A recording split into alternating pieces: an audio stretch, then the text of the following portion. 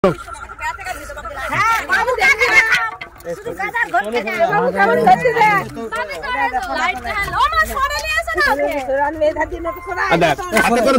ভাই মরে যাচ্ছে।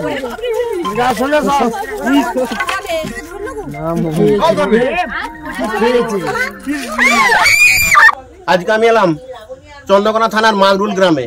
এই গ্রামে এক ব্যক্তির বাড়িতে ভয়ঙ্কর একটি গোগ্র সাপ বেরিয়ে পড়ার পর আমাকে ফোন করে।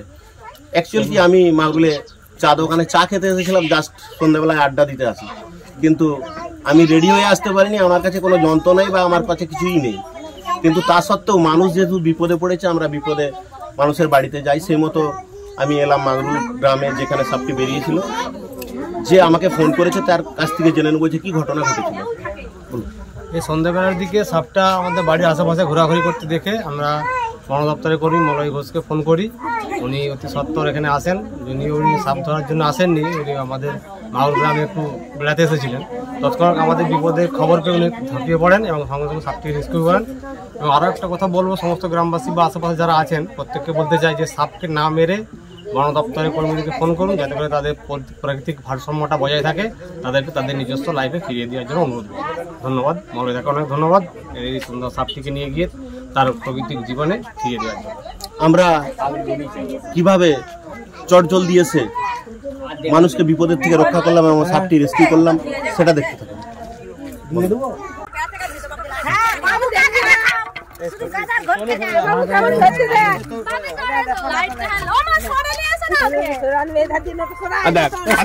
তোরা ভাই মরে যাচ্ছে।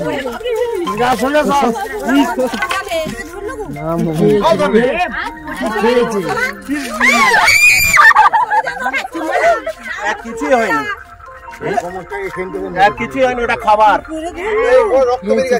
ওটা একটু ঠোকা, কিচ্ছু হবে না, না তোমার ক্ষতি করতে পারে অনেক খাবার।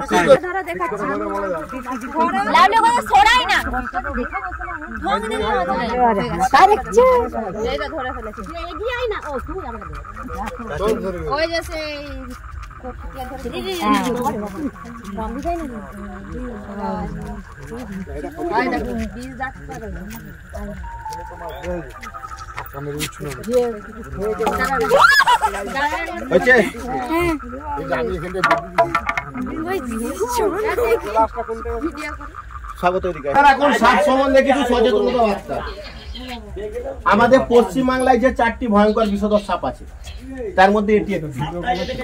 এর নাম হচ্ছে গোখুরে। গোখরো নামটা কেন হলো? এর মাথায় দেখুন গরুর খুর আছে, গরুর খুর আঁকা আছে, যার জন্য একে বলা হয় গোখরো বা গোখুরে।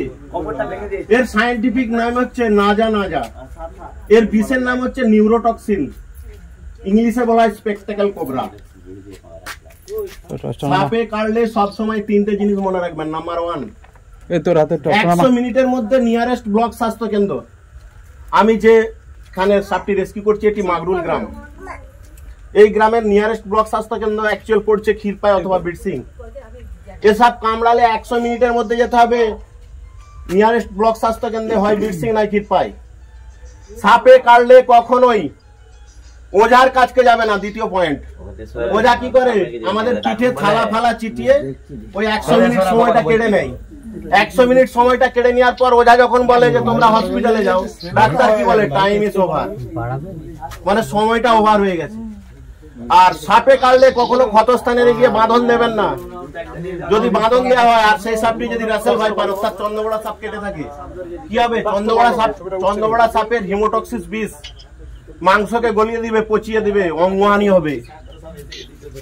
সাপে কাটলে এই 3টে জিনিস সবসময় মনে রাখবেন। নাম্বার 1, 100 মিনিটের মধ্যে হসপিটাল। নাম্বার 2, ক্ষতস্থানে গিয়ে বাঁধন দেবেন না। নাম্বার 3, ওঝার কাটতে যাবেন না। এরা প্রচন্ড বিষধর, এদের বিষের নাম হচ্ছে নিউরোটক্সিন। এসব কামড়ালে কি হয়?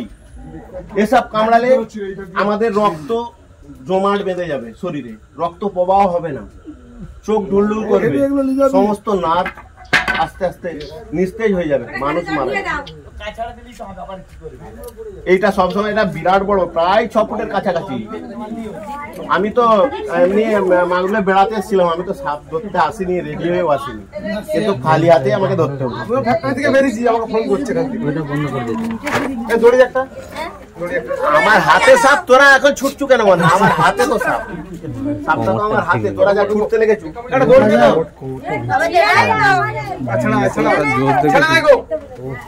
বললাম এটা আমার জীবন মরণের,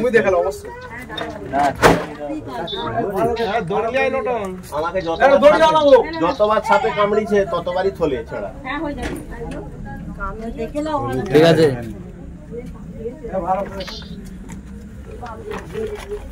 দাঁত দেখছো? একজন কেউ চিপে দেন না রে, নিজের ন্যাপ কামড়াং না।